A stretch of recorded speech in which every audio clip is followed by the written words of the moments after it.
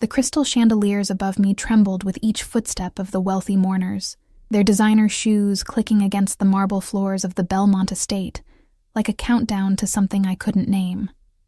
I'd been serving champagne and canapés at high society events for 3 years now, but I'd never felt the weight of death pressing down on a room quite like this. The air smelled of lilies, too many lilies, their cloying sweetness mixing with expensive perfume and the sharp tang of grief that even money couldn't mask. My fingers ached from gripping the silver tray. I'd been on my feet for 6 hours, weaving through clusters of men in $1,000 suits and women draped in black silk that probably cost more than my annual rent. They spoke in hushed tones about the deceased, their voices carrying that particular reverence reserved for the powerful and the feared. "Such a tragedy," a woman whispered near me, diamonds glittering at her throat. "Alessandro Caruso, dead at 38. Heart attack," they said. Her companion replied, dabbing at dry eyes with a lace handkerchief. "Who would have thought? A man like that?" I shouldn't have been listening. I was supposed to be invisible. That's what Maggie, my supervisor, had drilled into me during training. Serve, smile if necessary, and disappear. We were ghosts in their world, nothing more. But something about this funeral felt wrong. Maybe it was the way the men gathered in tight circles, their eyes constantly scanning the room. Maybe it was the bulges I'd noticed beneath several suit jackets. Guns, I realized with a cold shock. Or maybe it was the casket itself, positioned at the far end of the ballroom like a grotesque centerpiece, surrounded by enough flowers to stock a florist for a month. I'd heard whispers about Alessandro Caruso. Everyone in the service industry had. He owned half the restaurants in the city, they said, though everyone knew that was just the surface. Beneath the legitimate businesses ran rivers of darker enterprise, protection rackets, underground gambling, things people like me didn't speak about if we valued our safety. The Caruso family had ruled the city's underworld for 3 generations, and Alessandro had been their crown prince, then their king, and now, apparently, their corpse. I moved through the crowd, offering champagne to people who took glasses without seeing my face. My feet throbbed in the cheap heels I'd bought at a discount store, and I could feel a blister forming on my left heel. The black dress I wore, the only formal thing I owned, was starting to stick to my back, despite the air conditioning that kept the ballroom at a temperature that probably cost more per hour than I made in a day. "Miss." A hand touched my elbow, and I turned to find a man with silver hair and eyes like chips of ice. "Refresh the flowers near the casket." "Some of the lilies are wilting," I blinked. "I'm serving drinks, sir. I'm not... now." His voice didn't rise, but something in it made my stomach clench. This wasn't a request. I set down my tray on a nearby table and walked toward the casket, my heart hammering against my ribs. The crowd seemed to part around me, and I felt exposed, vulnerable in a way that made my skin prickle. As I approached, I could see the casket more clearly, rich mahogany with gold handles, the lid open to display the deceased to his mourners. I'd never seen a dead body before. My parents had been cremated after the accident, their caskets closed at the service I'd barely been able to afford. I didn't know what I expected. But as I reached the flowers and began adjusting the wilting lilies with trembling hands, I couldn't help but look. Alessandro Caruso was beautiful, even in death. That was my first thought, and it came with a wash of shame. His face was perfectly composed, skin pale but not gray, dark hair swept back from a face that could have been carved from marble.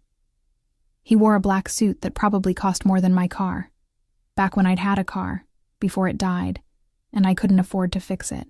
His hands were folded over his chest, and even in stillness, there was something powerful about him, something that whispered of danger and command. My fingers brushed against a lily, and a petal fell. Drifting down to land on the casket's edge, I reached to remove it, leaning closer, and that's when I saw it. His throat moved. It was so slight I thought I'd imagined it.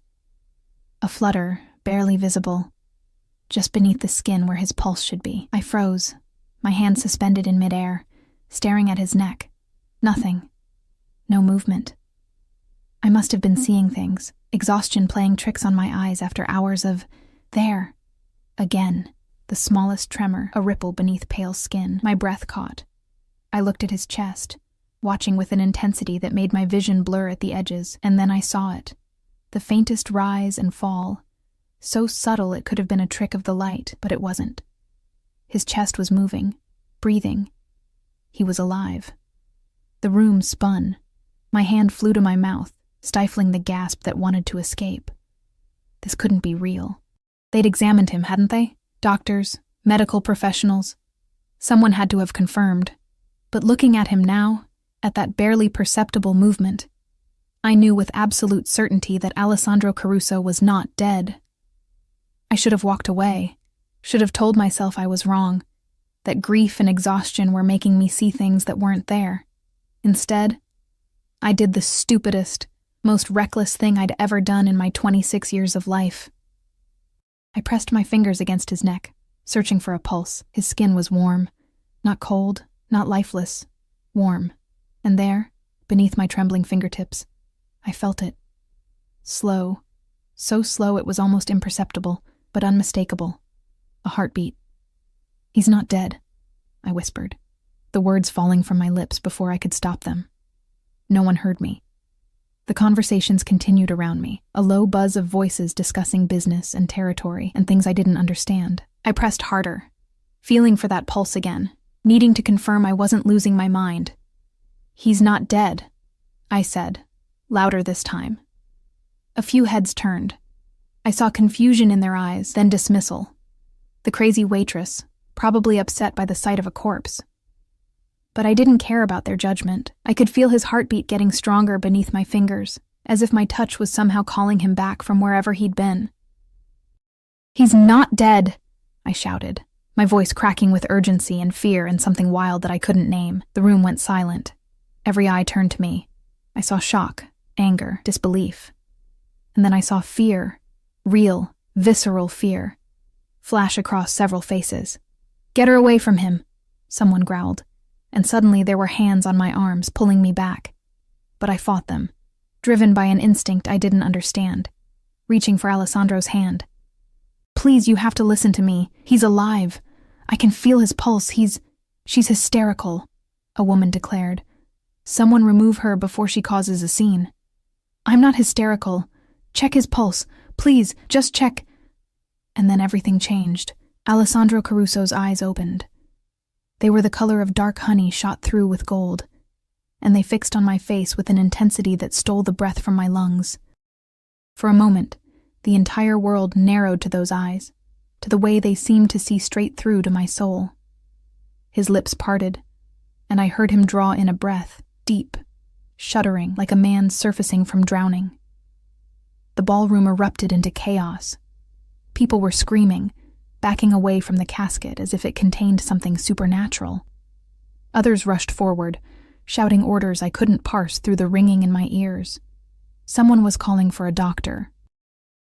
Someone else was demanding to know what kind of sick joke this was. And through it all, Alessandro Caruso sat up in his casket, those golden eyes never leaving my face. "You," he said, his voice rough with disuse, but carrying an authority that cut through the pandemonium. "Who are you?" I couldn't speak.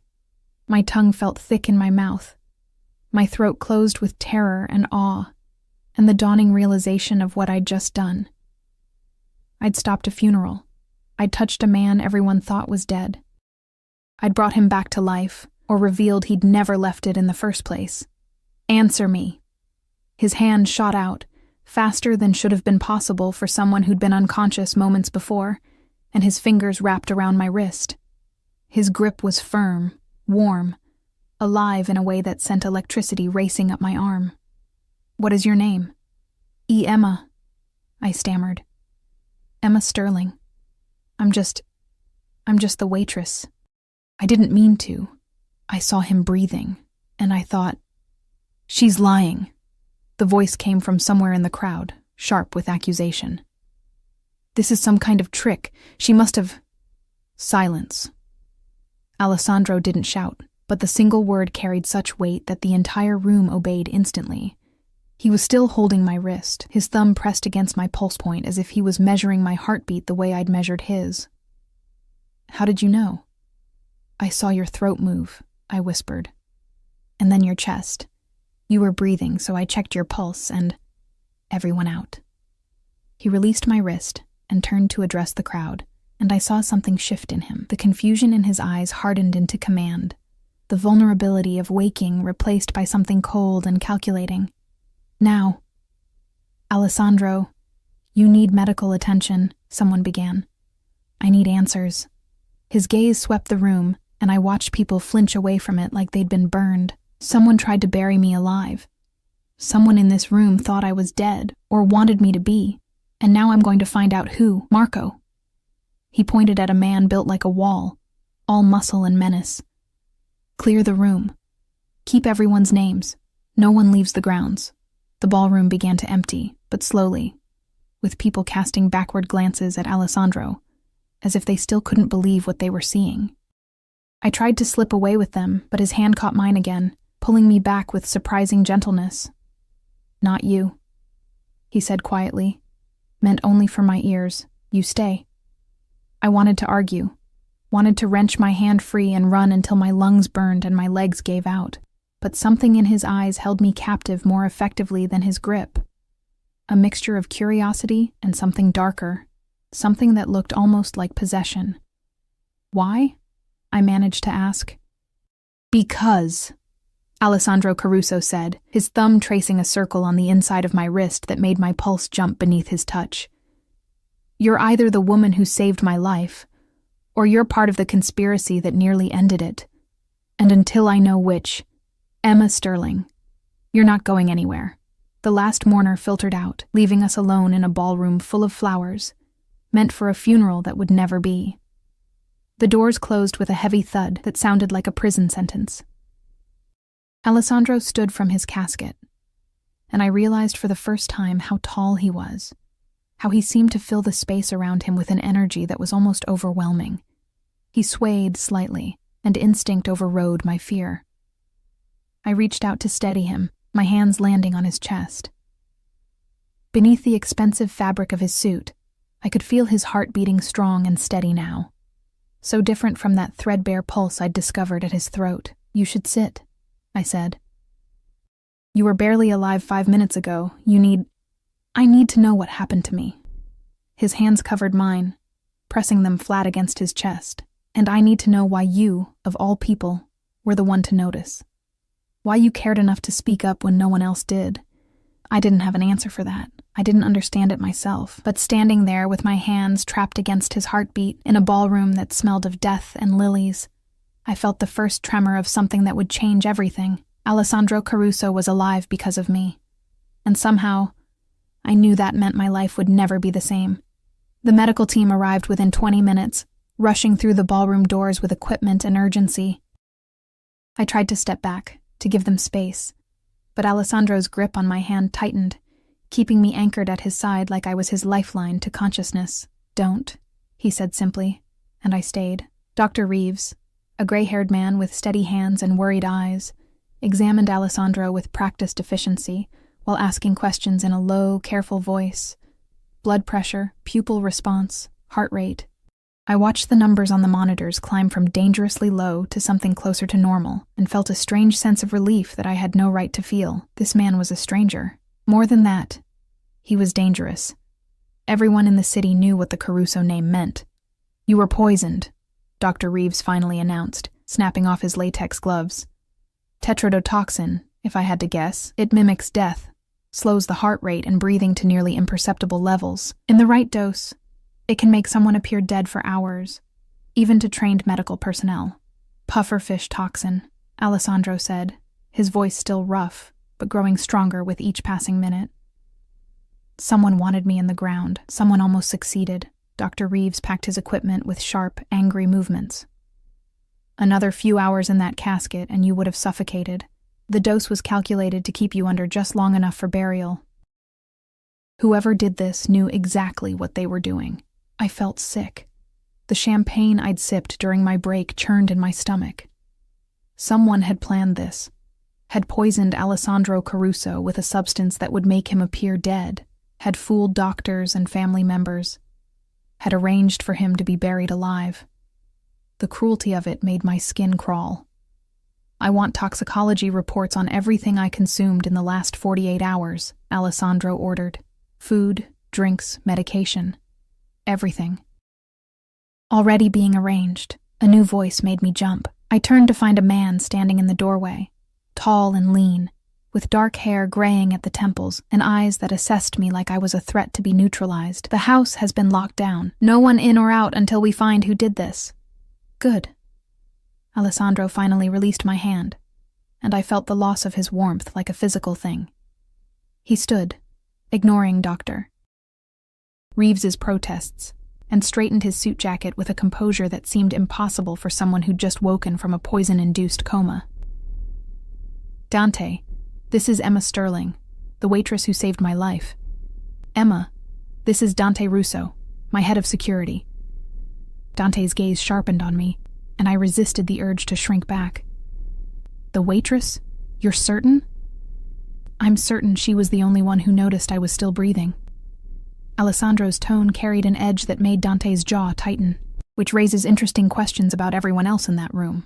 "I'll begin immediate interrogations," Dante said, "starting with the medical examiner who declared you dead." "Do that." "And Dante?" Alessandro waited until his security head met his eyes. "Put someone on Miss Sterling. 24-hour protection." My heart stopped.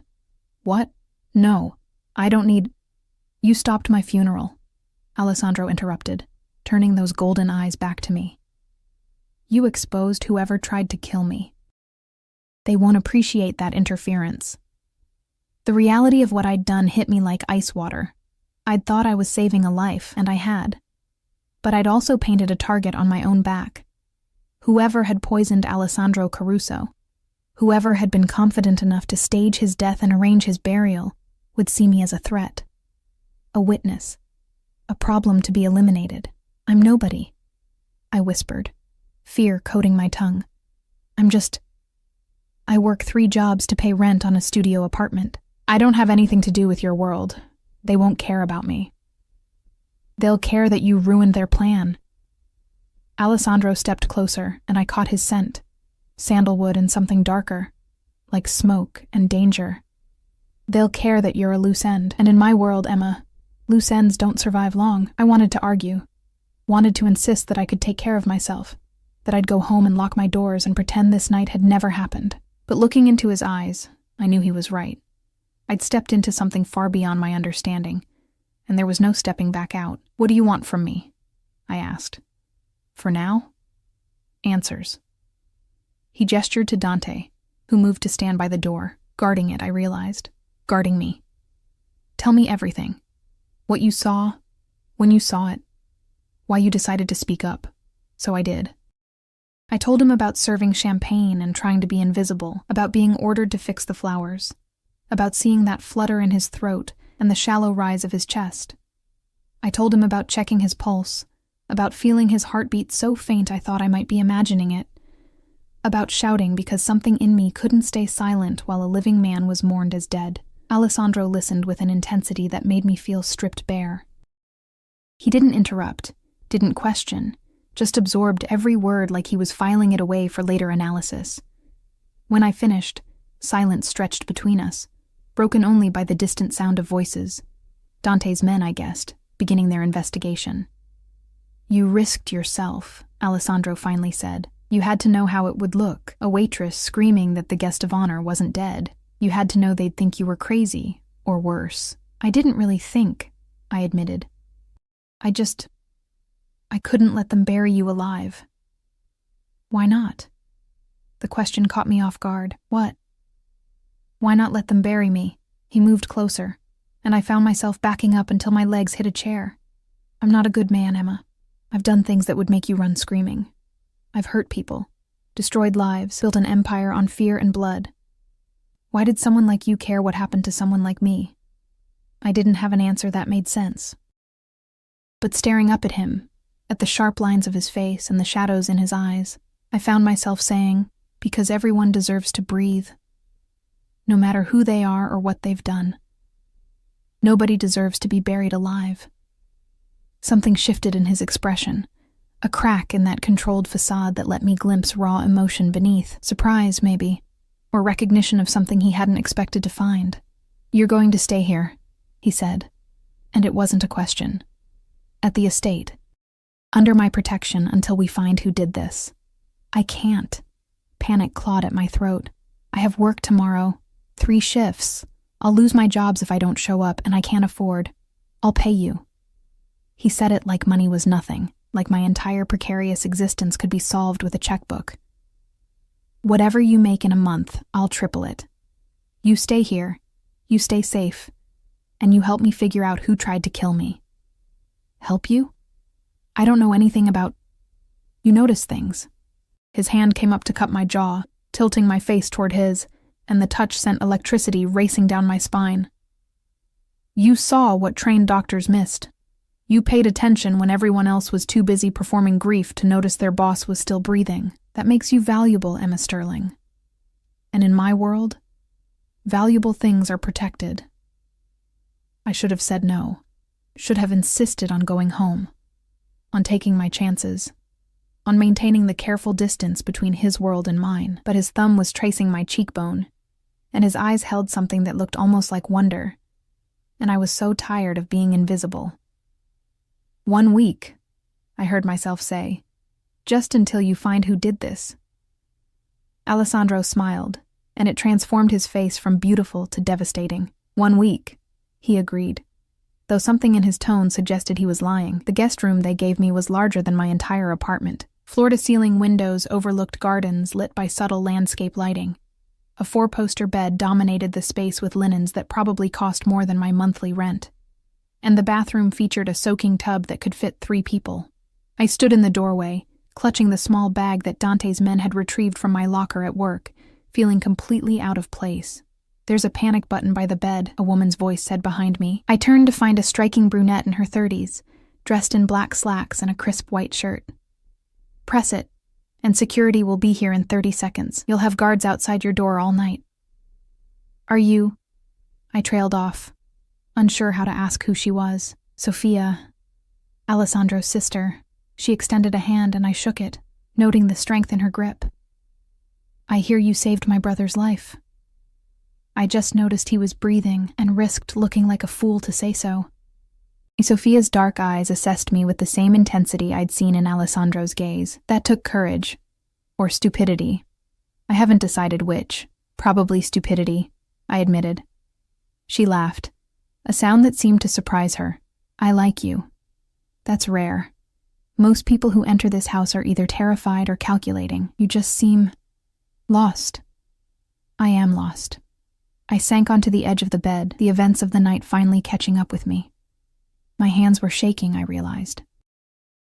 Had been shaking for hours. A few hours ago, I was serving champagne. Now I'm in a mafia don's mansion with armed guards outside my door because someone tried to bury your brother alive. How is this my life?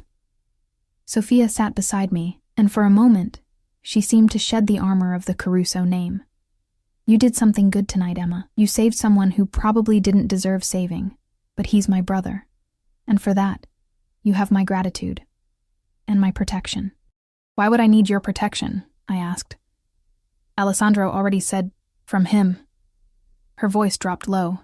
"My brother is complicated, dangerous, and he looks at you like you're a puzzle he needs to solve. Be careful, Emma. In our world, the people we care about become targets, and Alessandro cares about very few things." Before I could process that warning, she was gone, leaving me alone in a room that felt like a gilded cage. I showered, washing away the smell of lilies and champagne, and changed into the pajamas someone had thoughtfully provided. Silk, of course, because apparently, even sleepwear in this house cost more than I made in a week. I should have been exhausted. Instead, I lay in that enormous bed, staring at the ceiling, and thought about Alessandro's eyes opening to find me, about his hand on my wrist, measuring my pulse, about the way he'd said my name like he was memorizing it. Sleep came eventually, but it was restless, full of dreams of caskets and golden eyes and hands that held too tight. I woke to sunlight streaming through windows I'd forgotten to cover and the smell of coffee. For a disoriented moment, I thought I was late for work, that I'd overslept and would lose my morning shift at the diner. Then I saw the room around me, expensive and unfamiliar, and remembered. The funeral. The pulse beneath my fingers. Alessandro Caruso. Alive. A knock on the door made me jump. "Come in," I called, expecting Sophia or maybe a maid. Alessandro entered carrying a tray with coffee and pastries, and I forgot how to breathe. He'd changed from his funeral suit into dark jeans and a black shirt that did nothing to hide the lean muscle beneath. His hair was still damp from a shower, and without the formal clothing, he looked younger, more human. Still dangerous, that would never change, but approachable in a way that made my stomach flip. "You're awake," he said, setting the tray on the nightstand. "I wasn't sure if you'd sleep through the morning." I pulled the covers up higher, suddenly aware that I was wearing silk pajamas in bed while he stood over me. "What time is it?" "Almost noon." He settled into the chair by the window, with an ease that suggested he'd done this before, visited women in their bedrooms, brought them coffee, made them feel simultaneously special and trapped. "You needed rest." The adrenaline crash from last night was probably brutal. It had been. My whole body ached like I'd run a marathon. "Did you find out who poisoned you?" His expression darkened. "We have suspects. The toxin was in my whiskey, a bottle of Macallan 1926 that was supposedly a gift from the Marchetti family. They claim ignorance, of course. Do you believe them?" "I believe someone wanted me to think it was them." He leaned forward, elbows on his knees, and I saw the strategist beneath the surface. "The Marchettis have been allies for 20 years. Killing me would start a war they can't win. Framing them for my death, though, that would eliminate 2 threats at once." I reached for the coffee, needing something to do with my hands. It was perfect. The right temperature, the right amount of cream, like he'd somehow known how I took it. So what now? Now I find who's actually responsible. And I keep you close while I do it. His eyes met mine over the rim of his own coffee cup. "You're under my protection, Emma. That means you don't leave this house without guards. You don't talk to anyone I haven't vetted. You don't take risks. You're talking about me like I'm yours to command. In this house, under my roof, you are." He said it without apology, without hesitation. "I know you don't understand my world yet. But in it, protection is ownership. Safety is control. And I control everything in my domain." I should have been angry, should have thrown his coffee in his face and demanded to leave. Instead, I found myself asking, "For how long?" "Until the threat is eliminated." He stood, moving to the window to stare out at his gardens. "Or until you decide you'd rather take your chances on your own. That's not a choice. That's a threat wrapped in protection." "Yes," he agreed, turning back to me. "It is. Welcome to my world, Emma. Nothing here is ever simple." He left me then, with coffee going cold and pastries I couldn't eat, staring at the closed door and wondering what I'd gotten myself into. Outside my window, I could see guards patrolling the grounds. Inside, I could hear the low murmur of voices as Alessandro's people conducted their investigation. And somewhere in this massive house, a man I'd saved from burial was treating me like precious cargo that needed to be locked away for safekeeping. I'd wanted to be seen, to matter, to be something more than invisible. I should have been more careful what I wished for. 3 days passed in a blur of luxury and captivity. I woke each morning to breakfast delivered by silent staff, spent my afternoons in the library or gardens under the watchful eyes of guards, and ate dinners in the formal dining room with Alessandro, Sophia, and occasionally Dante, discussing topics I barely understood. Territory disputes, supply chains, political alliances that had nothing to do with elections and everything to do with power. Alessandro was always there, a constant presence that I couldn't escape even when he wasn't in the room. I felt him in the guards stationed outside my door, in the clothes that appeared in my closet perfectly tailored to my size, in the way the staff deferred to his unspoken commands about my comfort. He was weaving a web around me, silken and inescapable, and I didn't know whether to be grateful or terrified. On the 4th morning, I woke to raised voices downstairs. I pulled on a robe, cashmere because apparently even bathrobes in this house were obscenely expensive, and crept to the top of the staircase, driven by curiosity that was probably going to get me killed. "Don't care what her story is," a woman's voice was saying, sharp with anger. "She's a liability, Alessandro. A waitress with no training, no background, no reason to be here except that you've decided she's special. She saved my life, Valentina." Alessandro's voice was colder than I'd ever heard it. That makes her more than special. Or it makes her the perfect plant. The woman, Valentina, spoke with the confidence of someone who'd never been told no. Think about it. She happens to be serving at your funeral. She happens to notice what trained doctors missed. She happens to scream loud enough to stop the entire proceeding. It's too convenient. I felt sick. Was that what they thought? That I'd been part of the conspiracy? "Dante's investigation cleared her," Alessandro said. "She's worked 3 jobs for the past 2 years, lives in a studio apartment in the warehouse district, has no criminal record, no suspicious contacts. She's exactly what she appears to be. A woman trying to survive who happened to be in the right place at the right time, or the wrong place," Valentina countered. "She's a distraction, Alessandro. You're so focused on protecting your little hero that you're not seeing the bigger picture." "The bigger picture?" Alessandro said, his voice dropping to a register that made my skin prickle with warning, "is that someone in my organization tried to kill me. Someone close enough to poison my private stock, knowledgeable enough to use a toxin that would mimic death, bold enough to think they could bury me and take over my empire. Until I find that person, everyone is suspect. Everyone except the woman who had nothing to gain from saving me and everything to lose." Silence fell, heavy and tense.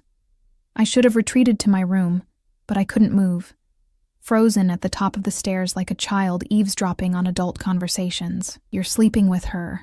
Valentina's accusation cut through the quiet like a blade. Not yet. My breath caught. The casual certainty in those 2 words made heat flood my face, and something dangerous curl in my stomach. "But you want to," Valentina pressed. "I can see it in the way you look at her, like she's something precious instead of a complication that's going to get you killed." "What I want," Alessandro said slowly, deliberately, "is none of your concern. You're my accountant, Valentina, not my keeper. Do your job and leave my personal life alone. Your personal life affects the family business. You know that better than anyone." Footsteps approached the stairs, and I scrambled back toward my room, heart hammering. "She's making you soft, Alessandro. And in our world, soft men don't survive." I made it back to my room just as I heard her heels clicking up the stairs. I closed the door softly and leaned against it, trying to process what I'd heard. Alessandro wanted me, not just as a curiosity or a puzzle to solve, but as something more. And that realization terrified me almost as much as the poison and the guards, and the constant awareness that I was swimming in waters far too deep for someone like me. A knock made me jump. "Emma?" Alessandro's voice came through the door. "I know you're awake. I can hear you breathing." I opened the door, trying to appear casual, like I hadn't just been eavesdropping on his private conversation. He stood in the hallway, dressed in charcoal slacks and a white shirt with the sleeves rolled up, looking at me with those golden eyes that saw too much. "How much did you hear?" he asked. "Enough to know that people think I'm either a conspirator or a distraction." I lifted my chin, refusing to be cowed. Which am I? Neither. He stepped into my room without invitation, and I let him because stopping him felt impossible. "You're a complication I didn't anticipate. But that doesn't make you unwelcome. Valentina seems to think I'm making you soft. Valentina thinks anything that doesn't involve profit margins is a weakness." He moved to the window, staring out at the grounds like he was seeing something I couldn't. "She's not wrong that you're affecting my judgment, but she's wrong about the nature of that effect." "What does that mean?" He turned back to me, and the intensity in his gaze made me take an involuntary step back. "It means that for the first time in 10 years, I'm thinking about something other than business and survival. It means that when I should be focused solely on finding who tried to kill me, I'm instead making sure you have fresh flowers in your room and coffee that's prepared exactly how you like it. It means, Emma, that you've become important to me in a way that defies logic. We barely know each other," I whispered. I know you risked yourself for a stranger. I know you have 3 jobs because you're too proud to ask for help, too stubborn to give up even when life keeps knocking you down. I know you take your coffee with cream and no sugar, that you read poetry when you think no one's watching, that you have nightmares about caskets and wake up reaching for something you can't name. He crossed the distance between us in 2 strides, and suddenly he was there, close enough that I could feel the heat of him, smell that combination of sandalwood and danger that was becoming familiar. I know more about you than you think, Emma Sterling, and everything I learn makes me want to know more. My back hit the wall. I hadn't even realized I was retreating. This is crazy. You're a crime lord. I'm nobody. This doesn't make sense. Nothing about us makes sense. His hand came up to cup my face, thumb tracing my cheekbone the way he had that first night, but sense is overrated. What I feel when I look at you, what I felt when I opened my eyes and saw you standing over my casket like some avenging angel. That's real. And I haven't felt anything real in longer than I can remember. Alessandro, tell me to stop. His other hand braced against the wall beside my head, caging me in without touching me. Tell me you don't feel this thing between us and I'll back away. I'll keep you safe and protected and at a distance. But if you can't say that, Emma, if there's even a part of you that feels what I feel, then stop running from it. I couldn't speak. My tongue was thick in my mouth, my breath coming too fast, my heart hammering against my ribs like it was trying to escape. He was right. I did feel it. This magnetic pull that made no sense. This attraction that defied every logical objection my mind could produce. I felt it in the way my pulse jumped when he entered a room, in the way I found myself listening for his voice, in the dreams I'd been having that were far more dangerous than nightmares. I'm scared, I finally managed. Good. His thumb moved to trace my lower lip, and I felt that touch everywhere. Fear means you're smart enough to understand what this is, what I am. What being close to me could cost you. Then why are you pushing this? Because I'm a selfish bastard who takes what he wants. He leaned closer, his lips barely an inch from mine. And I want you, Emma. I want you in ways that have nothing to do with gratitude or protection.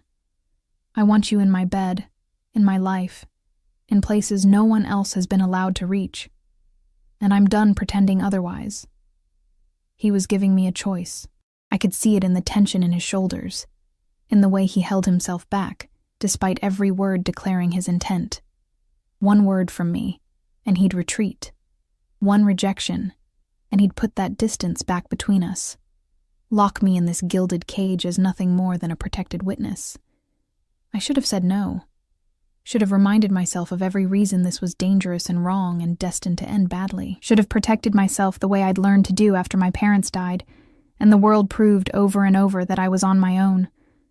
Instead, I closed the distance between us and kissed him.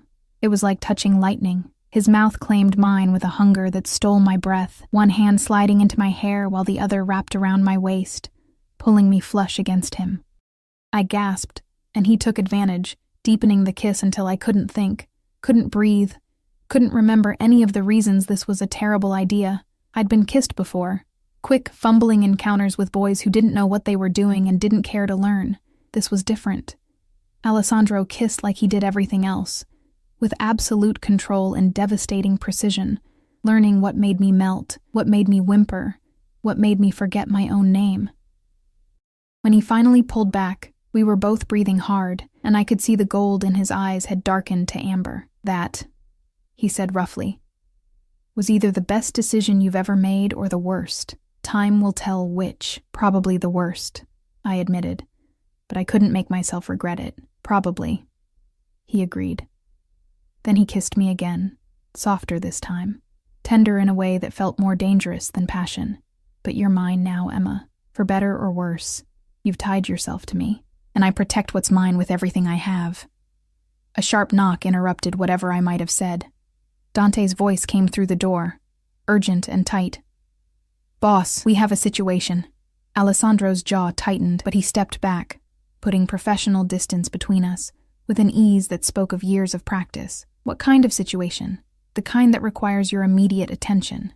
In your office. Now." He looked at me, something fierce and possessive in his gaze. "Stay here." Don't leave this room until I come back for you. Alessandro. Please. The word sounded foreign in his mouth, like he wasn't used to asking for anything. Just this once, Emma. Don't argue. Stay here and stay safe.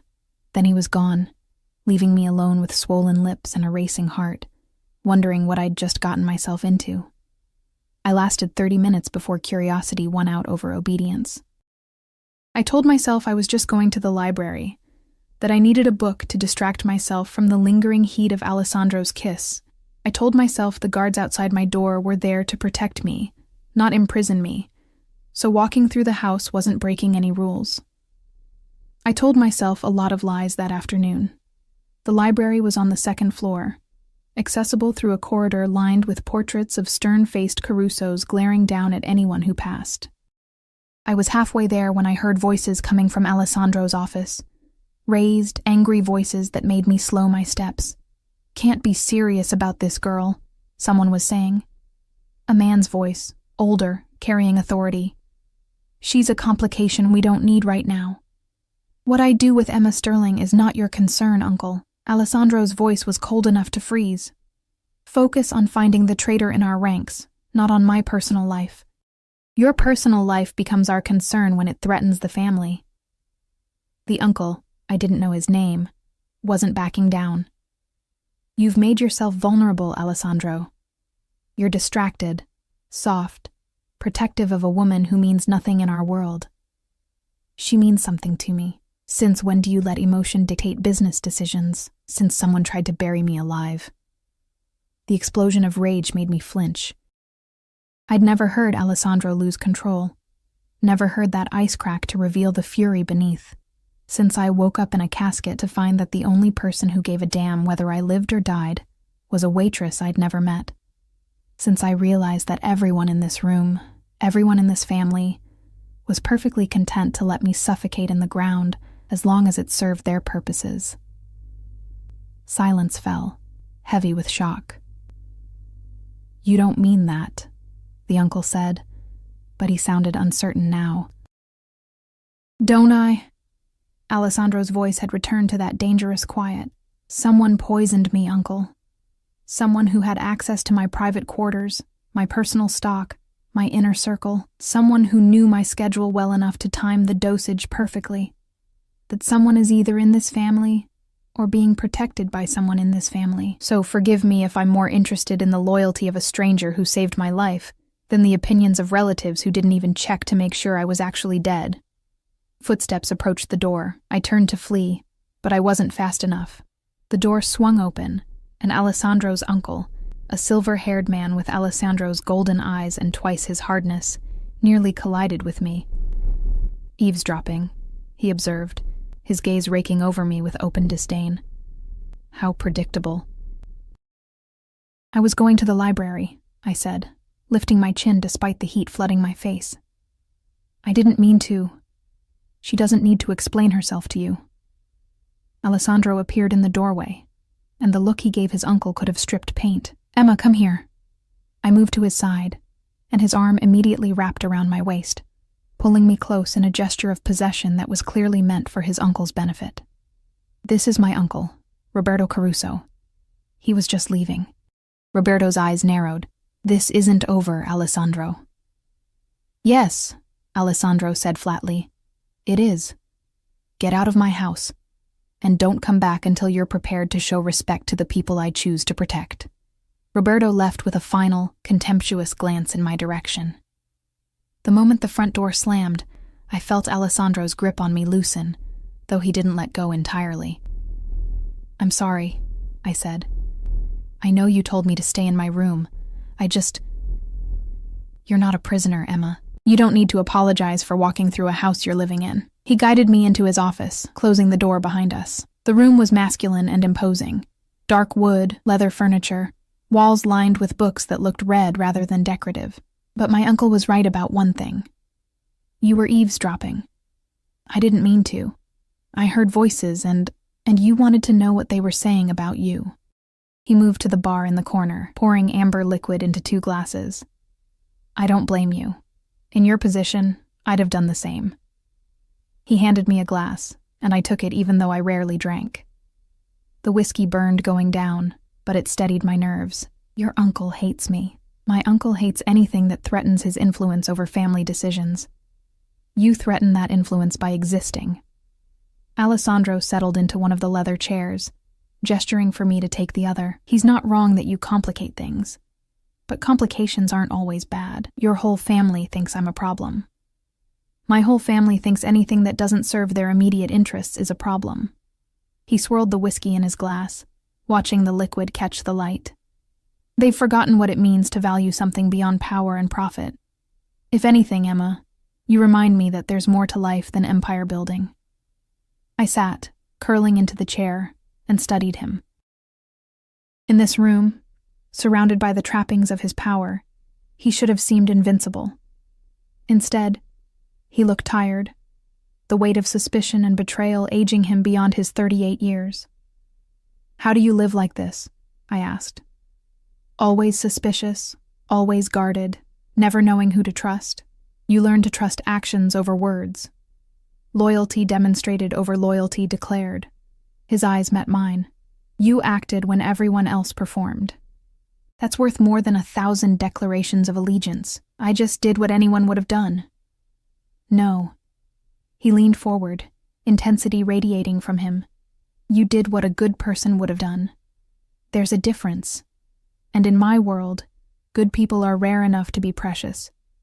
The weight of his regard settled over me like a physical thing. He was looking at me like I was something valuable, something worth protecting, and I didn't know how to handle it. I'd spent so long being invisible, being dismissed, being alone, that this sudden importance felt like standing in a spotlight I hadn't asked for. I should go, I said, setting down my glass. Let you get back to finding who tried to kill you. Stay. He stood, moving to sit on the arm of my chair, close enough that I could feel his warmth. Please, just stay with me for a while. I'm tired of thinking about traitors and poison and family politics. I want to think about something good. I'm not that good, I whispered. You're good enough for me. His hand found mine, fingers threading through mine with a gentleness that contradicted everything I knew about him. And right now, Emma, that's all that matters. So I stayed. I sat in Alessandro Caruso's office while he told me stories about building his empire, about the mistakes he'd made and the prices he'd paid, about the loneliness of being at the top with no one to trust and nothing to lose. And I told him about my life, the parents I'd lost, the jobs I'd worked, the dreams I'd abandoned because survival took precedence over ambition. We talked until the sun set and shadows filled the office, until the guards changed shift outside and dinner was served and cleared away untouched. We talked like we were normal people, like there weren't armed men patrolling the grounds and investigations into attempted murder and families that wanted me gone. And when he finally walked me back to my room, his hand never leaving mine, I realized that somewhere in the past 4 days, I'd stopped being just the waitress who saved his life. I'd become the woman who was falling for a man who could destroy her. The breakthrough came on the 7th day, just when I was starting to believe that maybe, impossibly, I could build a life in this strange world Alessandro inhabited. I woke to shouting, not the controlled, cold anger I'd heard before, but genuine fury that shook the windows. I threw on clothes and ran downstairs, my guards following close behind, to find the entrance hall filled with people. Alessandro stood at the center, his face a mask of rage barely contained, while Dante held a man I'd never seen before by the collar. The man was bleeding from his nose, his expensive suit torn, his eyes wide with the kind of fear that came from knowing death was imminent. "Tell her," Alessandro commanded, his voice like gravel. "Tell Emma Sterling exactly what you did." The man's gaze found me on the stairs, and I saw recognition flash across his face. "I didn't know," he gasped. "I swear I didn't know she'd actually do it." "Who?" I descended the stairs slowly, drawn by something I couldn't name. "Who did what?" "My daughter." The man, older, graying, with the look of someone who'd been broken, struggled in Dante's grip. "Caterina, she was the one who poisoned Alessandro. She wanted to marry him, to unite our families, but he refused. So she decided to kill me and frame the Marchettis. Alessandro finished coldly, starting a war that would weaken both families and leave yours in a position to fill the power vacuum. I felt sick. This was about rejected marriage proposals and family politics, about power plays I couldn't begin to understand, and I'd walked right into the middle of it by saving Alessandro's life. "Where is she now?" Dante demanded. "Gone." The man's voice broke. "She ran when she heard you were alive. I don't know where." "You're lying." Alessandro moved with deadly grace, pulling a gun I hadn't known he was carrying and pressing it to the man's temple. "You're her father. You know exactly where she'd run to." "Alessandro." Sophia's voice cut through the tension. She stood in the doorway to the dining room, looking calm despite the violence unfolding in her entrance hall. Not in front of Emma. Alessandro's eyes cut to me, and I saw the moment he remembered I was there, witnessing this. His jaw tightened, but he lowered the gun. "Dante, take him to the basement. Make him talk." "No!" The man struggled as Dante hauled him toward a door I'd never noticed before. "Please, I'll tell you everything. Just don't." The door closed on his pleas, and silence fell. Alessandro stood with his back to me, shoulders rigid, the gun still in his hand. I should have been horrified, should have been running for the exit, demanding to leave this house of violence and casual cruelty. Instead, I found myself walking toward him. "Alessandro," I said softly. He turned, and the look in his eyes stopped my heart. It was the look of a man who'd just shown his true nature to someone who mattered, who'd exposed the monster beneath the controlled facade and was waiting for the inevitable rejection. "This is who I am," he said flatly. "This is what I do. I torture information out of men who betray me. I kill people who threaten what's mine. I built my empire on blood and fear, and I'd do it again without hesitation." He took a step toward me, then stopped, like he was afraid to get too close. "So go ahead, Emma. Run. Tell me you can't handle this world, that you want out. I'll let you go. I'll make sure you're protected, set you up somewhere safe, give you enough money to start over. Just say the word." I looked at him. Really looked at him. At the man who'd brought me coffee in bed and learned how I liked it, who'd held my hand while telling me stories about his life, who'd kissed me like I was something precious, something worth protecting, who'd defended me to his family even when it cost him their support. "No," I said. He blinked. "No? No, I'm not running." I closed the distance between us, taking the gun from his hand and setting it on the hall table with shaking fingers. "I'm not stupid, Alessandro. I know what you are. I've known since the funeral what kind of man comes back from the dead with this much power, this much fear following his name. But I also know what you've been to me, and that matters more than what you are to everyone else." "You're insane," he breathed. But his hands came up to frame my face, holding me like I might disappear. "You should be terrified." "I am terrified," I admitted. "But not of you, of losing this, of going back to being invisible and alone and working myself to death just to survive. You make me feel seen, Alessandro. You make me feel like I matter. And maybe that makes me selfish.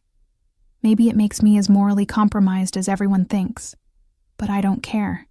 He kissed me then, hard and desperate, like he was trying to convince himself I was real. I kissed him back with equal fervor, pouring every complicated emotion into it, the fear, and the desire, and the reckless certainty that I was exactly where I was supposed to be. Consequences be damned. "I love you," he said against my lips, the words rough and unpracticed. "I know it's too soon. I know it's insane. But I love you, Emma Sterling, and I will burn down anyone who tries to take you from me." My heart stopped, then started again, racing. "Alessandro, don't." His thumb pressed against my lips. "Don't say it back unless you mean it. Don't let this moment, this adrenaline, make you promise something you can't deliver." But I did mean it. Somewhere between waking up in his casket and this moment in his entrance hall, I'd fallen completely, irrevocably, in love with a man who shouldn't have been possible. A crime lord with gentle hands and fierce protection. A killer who brought me coffee and memorized how I took it. "I love you too," I whispered. "God help me, but I do." They found Katerina 3 hours later, hiding in a safe house outside the city.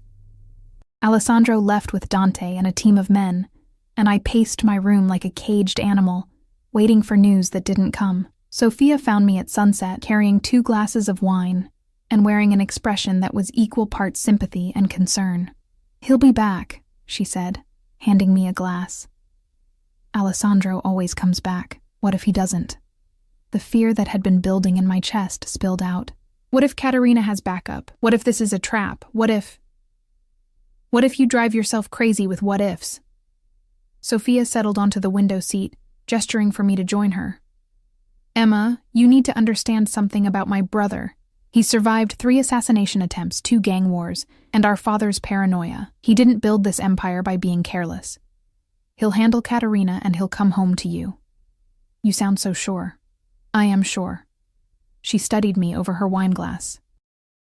"Because for the first time since our father died, Alessandro has something to come home to. Someone who sees him as more than just a weapon or a wallet. That makes him more dangerous than he's ever been." I sank onto the seat beside her. "Your uncle thinks I'm making him weak." "My uncle is an idiot who mistakes isolation for strength." Sophia's voice carried an edge. "Alessandro has been alone at the top for 10 years, trusting no one, letting no one close. It's made him powerful, but it's also made him vulnerable. Love doesn't weaken him, Emma. It gives him something to protect, and there's nothing more dangerous than a man protecting what he loves." "How do you do this?" I asked. "Live in this world of violence and betrayal and constant danger? You find something worth living for." She smiled, sad and knowing. "For Alessandro, that's you now. For me, it's family. What's left of it anyway. We all find our reasons to stay in the darkness." Before I could respond, my phone buzzed. Alessandro had given me a new one, secure and encrypted, with only a handful of numbers programmed in. His name flashed on the screen. "It's done. Coming home to you." A relief flooded through me so intensely I felt dizzy. "He's okay," I told Sophia. "He's coming back." "Told you." She stood, taking my empty wineglass.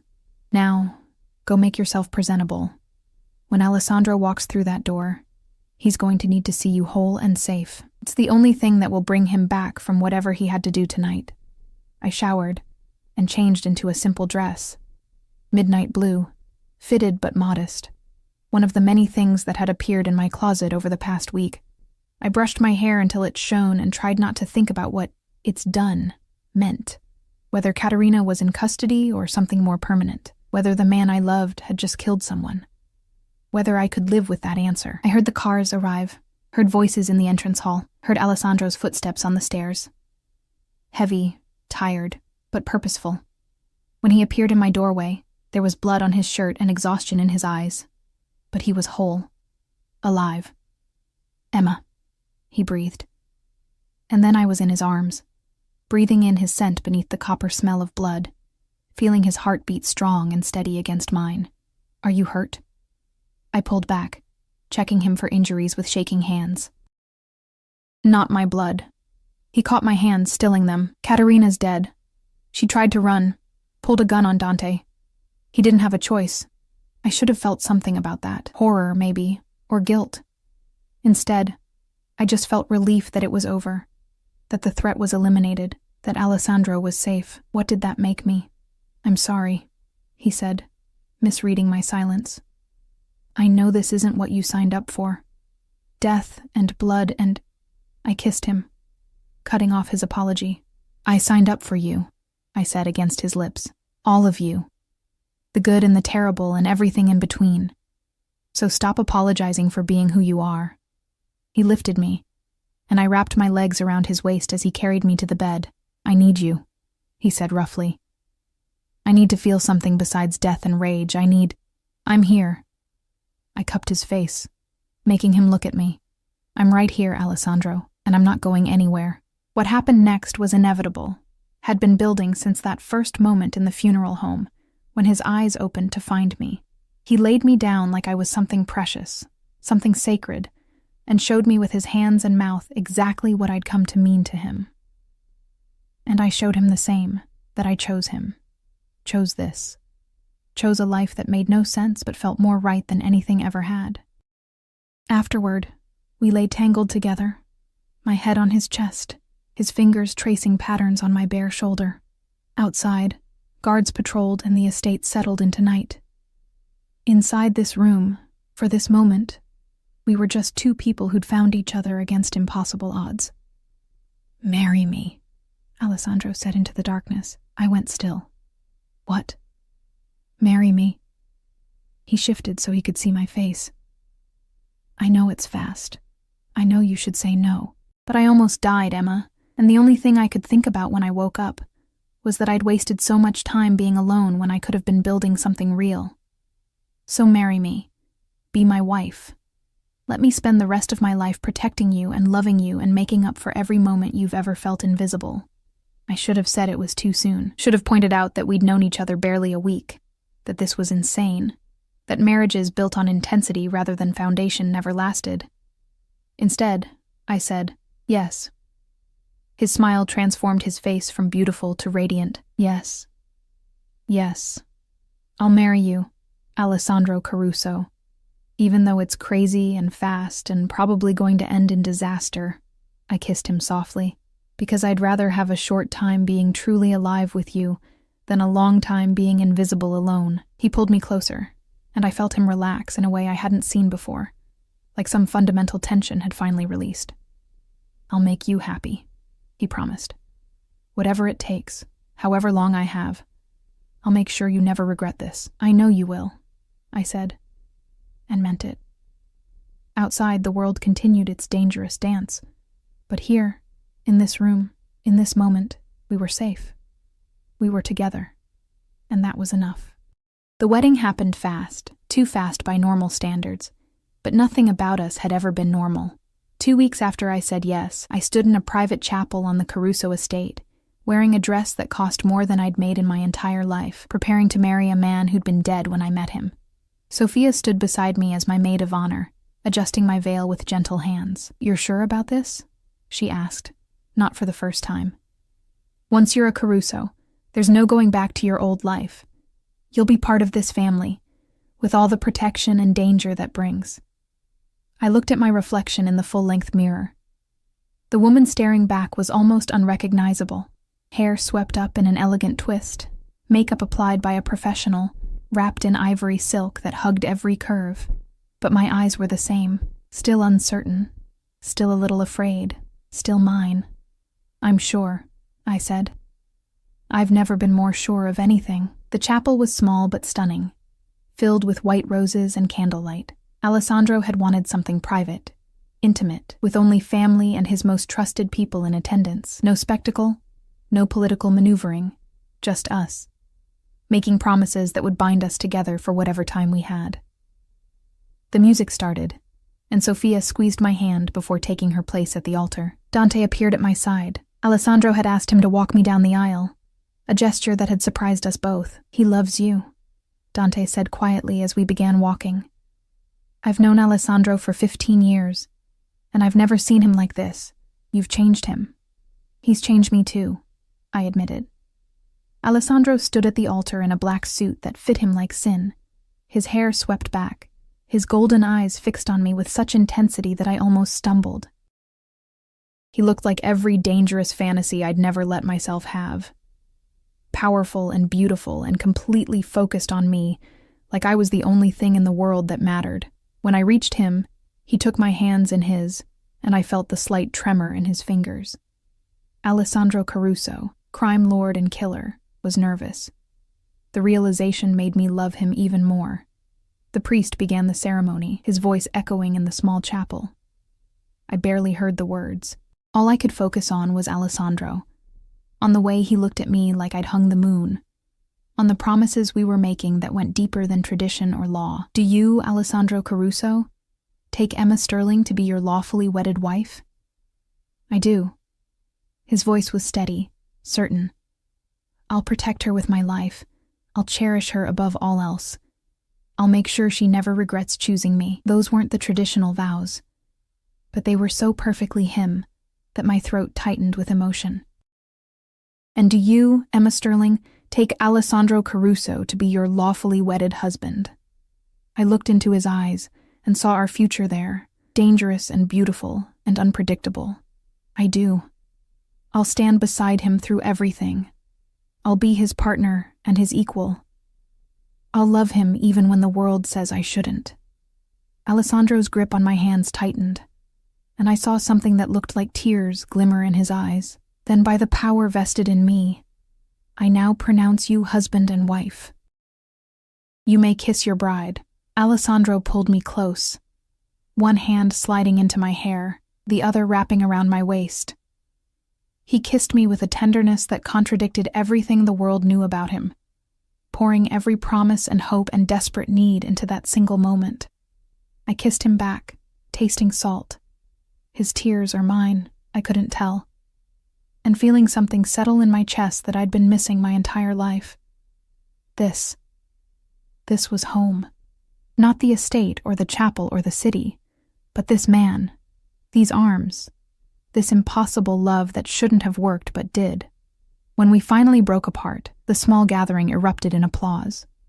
Sophia was crying openly. Dante was smiling, actually smiling, which I'd never seen before. And even Alessandro's uncle Roberto, who'd been forced to attend for family unity, looked grudgingly approving. "Mrs. Caruso," Alessandro murmured against my ear as we walked back down the aisle.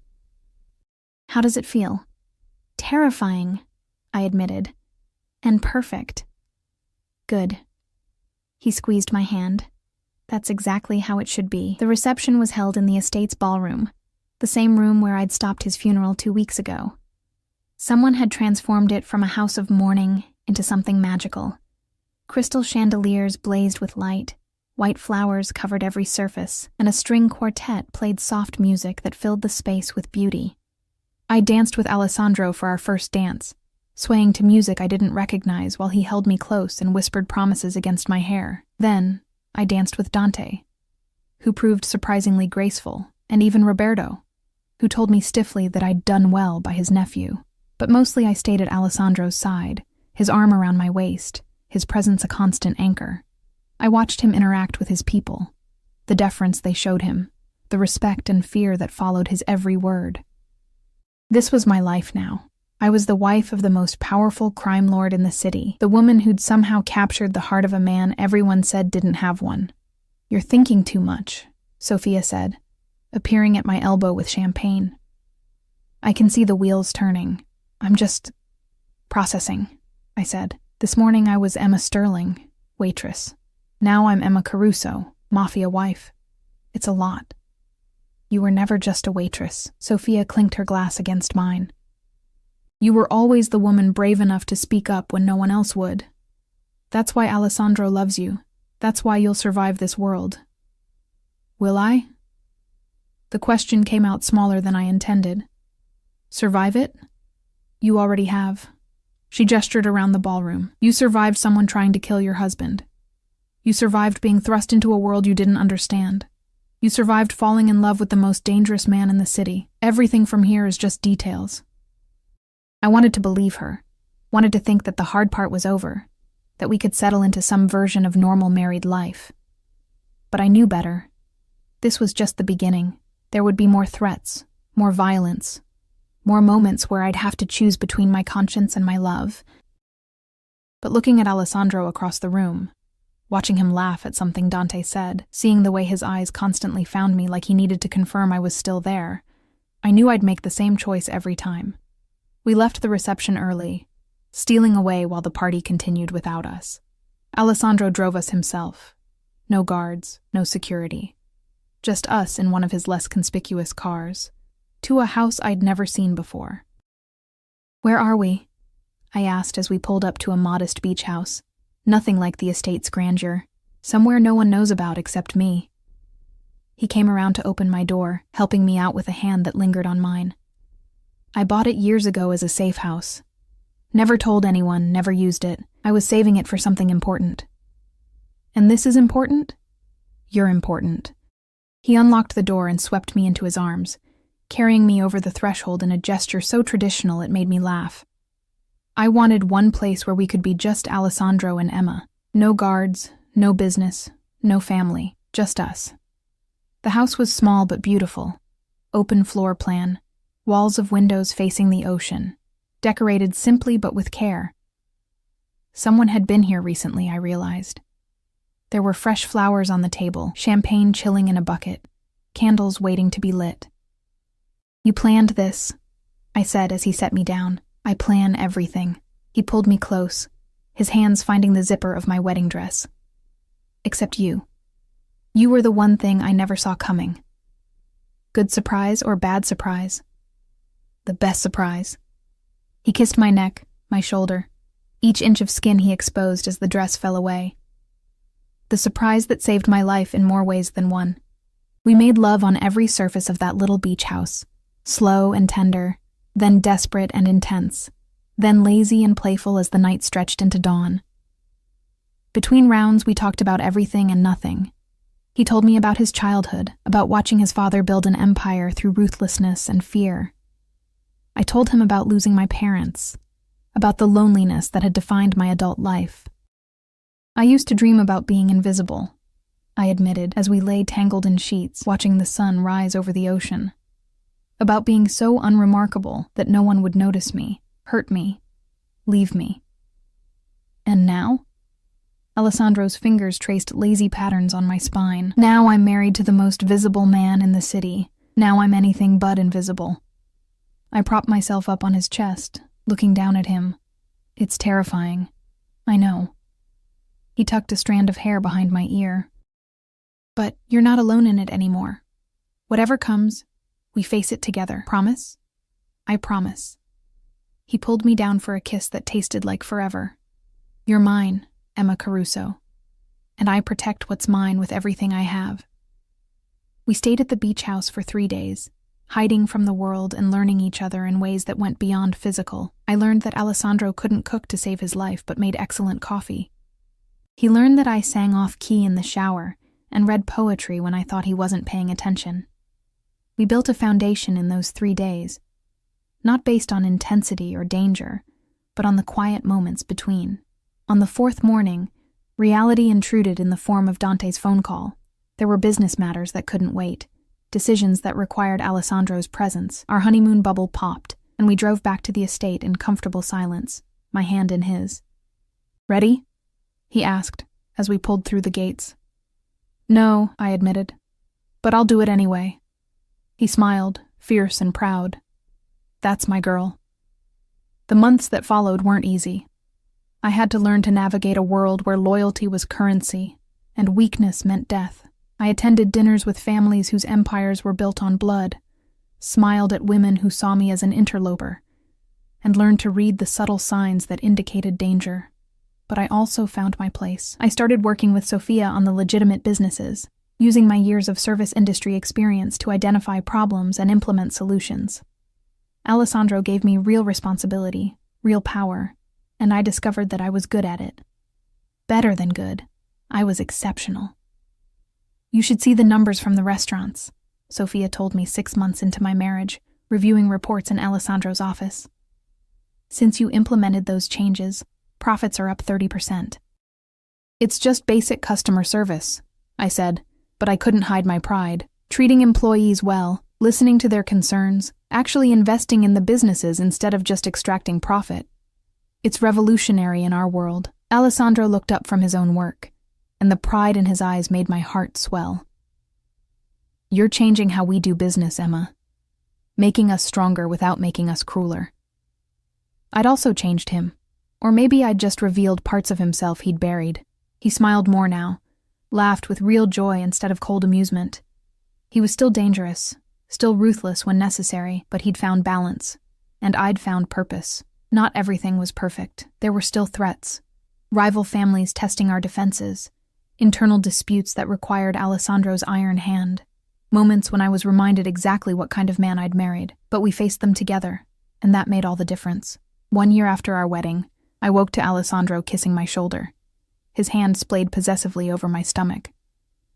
"Morning," I murmured, still half asleep. "Good morning, Mrs. Caruso." He nuzzled my neck. "How are you feeling?" "Fine." "Why?" "Because you threw up yesterday morning, and the morning before that." His hand moved in gentle circles. "And you've been exhausted lately, falling asleep before dinner." I froze, my brain putting pieces together. My missed period, the nausea, the bone-deep tiredness that no amount of sleep seemed to fix. "Oh," I breathed. "Oh."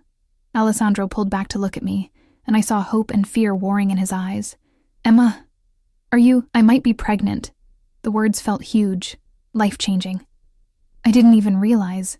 I've been so busy with the restaurants and—" He kissed me, cutting off my rambling with a tenderness that made my eyes sting. "We should find out for sure." Dr. Reeves confirmed it 3 hours later. I was 8 weeks pregnant, healthy, carrying Alessandro Caruso's child. The news should have terrified me, bringing a baby into this world of violence and danger. Instead, I felt a fierce joy I hadn't expected. "We're having a baby," I said wonderingly, as Alessandro drove us home, his hand never leaving mine. "We're having a baby," he repeated, and his voice cracked with emotion. "Emma, He pulled over abruptly, turning to face me with tears streaming down his face. "I never thought I'd have this. A wife I love, a child, a family that's mine, that I built on something other than fear. You gave me that. You gave me everything." I unbuckled my seatbelt and climbed into his lap, holding him while he cried. This powerful, dangerous man breaking down with joy in the front seat of his car. "We gave it to each other," I whispered. "This life, this family, this impossible happiness. We built it together." Our daughter was born on a spring morning, screaming her fury at the world with lungs that would have made her grandfather proud. We named her Isabella, after Alessandro's mother, and she had his golden eyes and my stubborn chin. I held her in the hospital room, Alessandro beside me with one finger caught in her tiny fist, and marveled at the journey that had brought us here, from a funeral where I'd stopped to save a stranger's life, to this moment, holding our daughter while the man I loved looked at us like we'd hung the moon. "She's perfect," Alessandro whispered, awe evident in every syllable. "She's ours," I corrected, and kissed him softly. The road ahead wouldn't be easy. Raising a child in Alessandro's world would bring challenges I couldn't yet imagine. But looking at my family, my husband and daughter, bound together by love that shouldn't have worked but did, I knew we'd face them the same way we'd faced everything else, together. I'd gone from invisible waitress to mafia wife, from saving a stranger's life to building a family with him.